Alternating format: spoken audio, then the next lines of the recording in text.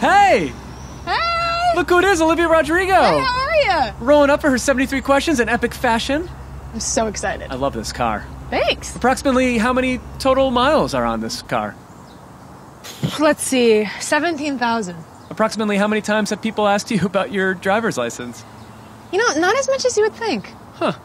So where are you coming from? A cafe. Oh, and I got you a matcha. I don't know if you like it, but it's my favorite. That's really generous of you. Thank you. Sure. Now, on a scale of 1 to 10, how happy are you at this moment? Oh, I'm pretty happy. I'd say probably an 8.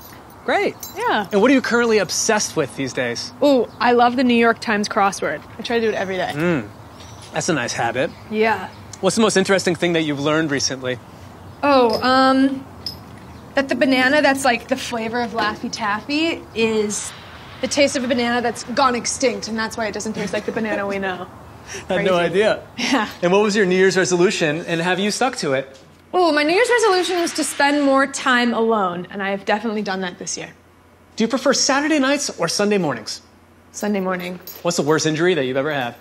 I've gone through my life pretty unscathed, but I broke my thumb one time in 3rd grade because I slammed my hand in a car door. Yeah. Oh, this matcha tea is amazing. Oh, yeah, I'm happy you like it. Now, you are a Pisces. Yes. What makes you a typical Pisces? I'm a Pisces to a T. I'm super emotional, I'm musical, and I love a swim. Now, what's the best fan gift that you've ever received? Oh, I was in Paris last year, and a fan gave me this little keychain, and I stuck it on my purse, and I take it with me everywhere I go. The Eiffel Tower? Yeah. That's really cool. Uh-huh. And what item besides your cell phone is always in that purse? Aquaphor. Essential. Yeah. Now, speaking of your cell phone, can you show me something really cool on your phone? I have a lot of voice memos, and maybe I'll show you one. Oh, this is the original Good For You recording on a shitty guitar in my living room. Let's see. My God.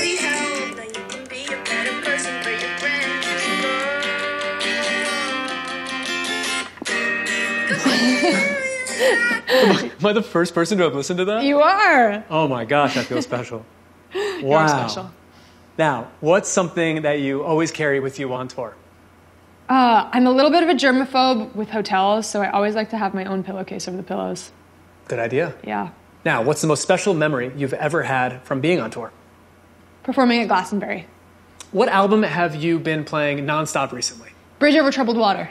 Oh, classic. Yeah. Now, I saw that video clip of you meeting Jack White. That is beautiful. I love him. Who is a celebrity now who you're dying to meet? Robert De Niro. Hit me up. Hey, Bob, you watching this? Now, Olivia, I loved your documentary, too. Thanks. It was so fun to follow you on that road trip. What's your favorite road trip destination in general? Salt Lake City. And what's the best present you've ever received? Last year for my birthday, my best friend made a book of 365 things that she loved about me, and it was filled with inside jokes and little memories, and it was very special. I cried like a baby. And you're known for being a big reader. Look at all those books behind you in that bookcase. I try. Can you give me a recommendation? Oh, yeah. Come Let's here. do it. Show me what you got. Let's see. Oh, I read this book recently. It's a bunch of Leonard Cohen poetry. One of my songwriter friends gave it to me, and it's so incredible, and I'm in love with Leonard Cohen. He's amazing. He's great. Yeah. What else do you have in there that's cool? Oh, okay, so I made Lost of the Record at Electric Lady Studios in New York, and I told the owner of the studio that I really loved Patti Smith. There was a picture of her in the hallway.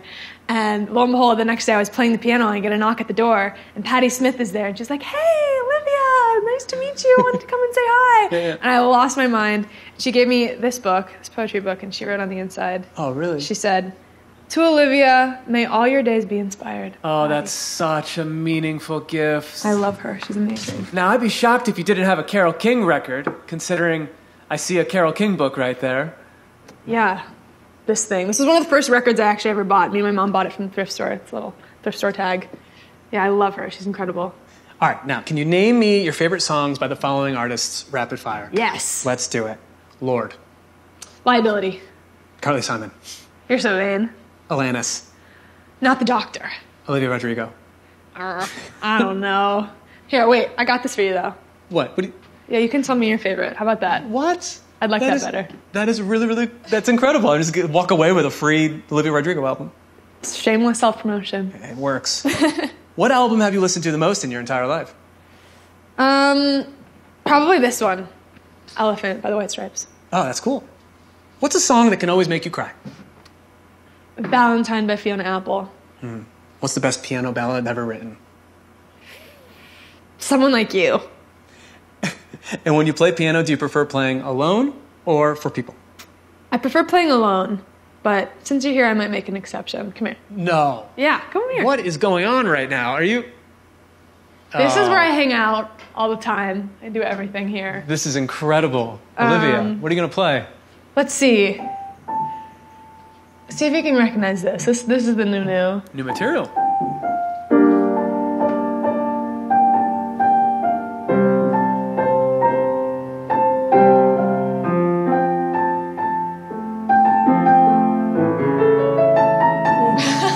Oh, bravo. Oh, you should play something with me. How about something totally spontaneous and not rehearsed? Totally spontaneous. Let's do it, Olivia Rodrigo. Ready? Yep. 1, 2, 3, 4. Yeah. Killing it! You gotta take me on tour. Come on. Oh, that's how you do it. Oh, I love it. Oh my gosh, we make a great team. I'm really serious about you taking me on tour. If you need a, duetter. Say the word, you're there. All right, amazing. When you think about songs, Olivia, what did you call the first song that you ever wrote? I've been writing songs for a long time, but I think the first song that I wrote on the piano was called Superman. And what was the first song that you felt really connected to? I wrote this song called Astronaut when I was 14, and it made me believe that I could, really pursue songwriting. Does being a self-identified perfectionist make songwriting a lot harder? I actually don't think I'm a perfectionist. I think as I get older, I realize that if I were only to make things that were perfect, I would literally never make anything at all. So I think I kind of had to get out of that mindset. That's good philosophy. Yeah. And to anyone out there who wants to write a song for the first time ever, what 3 steps should they consider? Coming up with a good title and a good concept is important. A melody that moves you. And other than that, just believe in yourself and keep trying because, I don't know, I've written so many bad songs in my life, and that's how you get to the good ones. Who's the most important music teacher that you've ever had, and what did they teach you? My piano teacher, Kate. She taught me how to listen to music like a songwriter. And it's really, really special to watch how you and your producer, Dan, work together. What is the most important quality in a good producer? Good taste and honesty. Now, driver's license. Let's talk about driver's license. Let's. Everyone wants to talk about that. How has your relationship to that song changed over the past couple of years? Honestly, I am just still in such a state of disbelief. I just wrote that song in my living room, and it was just a little piece of my heart, and I can't believe all of the doors it's opened for me. I'm just so eternally grateful. And all that has led to this, a new album coming out. Yeah. Now, I heard that you recorded and wrote some of this new album in New York City. Why did you want to write it there? I think New York is so inspiring, and every day of my life I just try to be more and more like Carrie Bradshaw. So. Well, perfect transition into the next question. I know that you are a big fan of Sex and the City. I love. But what else have you been binge watching these days? I watched all of The Walking Dead. Love it. Watched The Last of Us and Sopranos. Very good. Now, your second live performance ever was on SNL. What did you say to yourself before taking the stage? I was so nervous before SNL. I actually cried in my dressing room. I was so scared, but thankfully it turned out okay. Now, you said that your pre-concert rituals are vocal warm-ups and having tea. What's the best meal to eat before going on stage? Almost every night before a show, I'd have a turkey sandwich. Oh, speaking of, I have the best meal for a 73 Questions interview. Come here. I don't even know this. There's a best meal? Pulling out all the stops. Come on. Oh my gosh, what have I done to deserve this? What's an app that you use that's not very popular? It's very popular, but I love going on Zillow and Redfin. I use it like Instagram. It's very entertaining. What is a simple pleasure that you couldn't live without? I love a bubble bath. What is something that you are surprisingly good at? Ice skating. What's something you do that you probably shouldn't? Listen to true crime podcasts alone in my house at night. That's pretty scary. Yeah. And what's something you don't do that you probably should do? Read all my emails. Wait, come here. What? I baked you a little banana bread. No, you did not. Hopefully you like it. I kind of ran out of butter, but it should be good. Oh my God, I'm having Olivia Rodrigo's banana bread. This is the best day I've ever had. You're sweet. Oh, besides banana bread, what is a meal you can cook really well from scratch? I can make good cacio with pepe. Here. Sorry. Okay. Oh, really? Oh, this is amazing. Thank you so much. Appreciate if it's it. Wow. good. Okay, here we go. That is pretty damn good. Yay! I'm happy you like it. I don't know if it's as good for you as McDonald's oatmeal. Is that still your favorite fast food? I love a good McDonald's oatmeal. I also love an In-N-Out double cheeseburger with a Neapolitan shake. We are so happy you did your first Vogue cover shoot. Me too. What was that like, shooting your first Vogue cover? So surreal. What was your favorite look from the shoot? There's this little sparkly mini dress that I really loved, and it reflected the light really pretty. Who makes your favorite jeans? Levi's. And what's the best tip for winged eyeliner?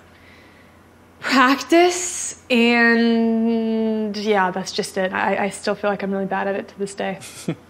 What was your first big fashion purchase that you made? My Chanel bag that I was just wearing. I think it's the only big fashion purchase that I made. I bought it when I finished my first album as a celebration gift to myself. What era of fashion are you most inspired by? The 90s. What's your favorite vintage find?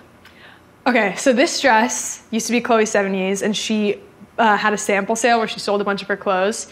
And I've had this dress, the picture of her wearing this dress, saved on my Pinterest for years, and I was actually able to get my hands on it, and I'm so lucky. It's my most prized possession. It looks incredible. Thank you. Top 3 tips for vintage shopping. Go. Have patience and go with your friends and get stuff altered. Now, I see you have some family photos on your fridge. Oh, yeah. Tell me some stories. Here, what do you have? See. These are two of my friends, Maddie and Conan, and I took them to where I grew up, Temecula, and we went to the mall, and we took this at the mall. I love this picture. Cool. And this is my parents. We went to New York for Christmas, and we had to take a picture by the Rockefeller Center tree. How cute is that? Classic. What's your favorite family tradition? Not this year, but usually my family and I go to the beach on Christmas Day. Are your parents musical? Not at all. I'm the black sheep. And what's the most trouble you ever got in with your parents? I am such a goody two-shoes. I really don't think I got into too much trouble. The one thing I remember is when I was in like first grade, I bought a hamburger at school, at the cafeteria with my parents' money, and I didn't eat the lunch that my mom packed me, and I cried about it for a week. I felt so guilty. Yeah. Anyway, let's go outside. Okay. What's a phrase that you just say way too much? Slay. It's a little cringe. Oh, wait. Here, let me get your tea. All right. What's a quote that you live by? What it all comes down to is everything's going to be fine, fine, fine. Oh, that is a great outlook. Now, I'm amazed at how you started your career so young. Thank you so much. Yeah. Do you remember how old you were when you did your first ever audition? Oh, I was probably like 6. I was so young. Can you describe how this first audition went? It was for Parenthood, and I obviously didn't get it, so I guess it didn't go that well. Things worked out for you in the end, Yeah. I think. Yeah. What posters did you have on your wall when you were a kid? Oof, I had Twilight posters on the wall. Team Edward since day one. I was going to say the same thing. Go Team Edward. And since you were spending so much time acting as a teenager, what was it like to go to high school on set? It's very strange, but I feel lucky to have gotten good tutoring. And what's the best thing about being an only child? I'm best friends with my parents, and I got so much attention growing up. And what's the most stressful thing about being an only child? Sometimes I really wish I had an older sister to give me advice. What values do you hope you'll still hold on to when you're 35 years old? I hope I still have my gratitude. I'm pretty sure you will. Why was it important for you to make a statement on Roe v. Wade at Glastonbury? Yeah, the Supreme Court overturned Roe v. Wade the day before I was supposed to perform at Glastonbury, and I just think forcing women to give birth is really horrifying. We got a dog over here barking. I know, he feels the same. The dog agrees. Now, Olivia, I am devastated. I'll tell you why. There's only 2 more questions left of this interview. It's been 728 days since you released Sour. Wow. And that dog is upset about it. What is one word to describe Sour? Angsty. And what's one word to describe your new album? Gutsy. Well, you were gutsy to do this interview, Olivia Rodrigo. Thank you so much for having me. Amazing job. We did it. I had so much fun.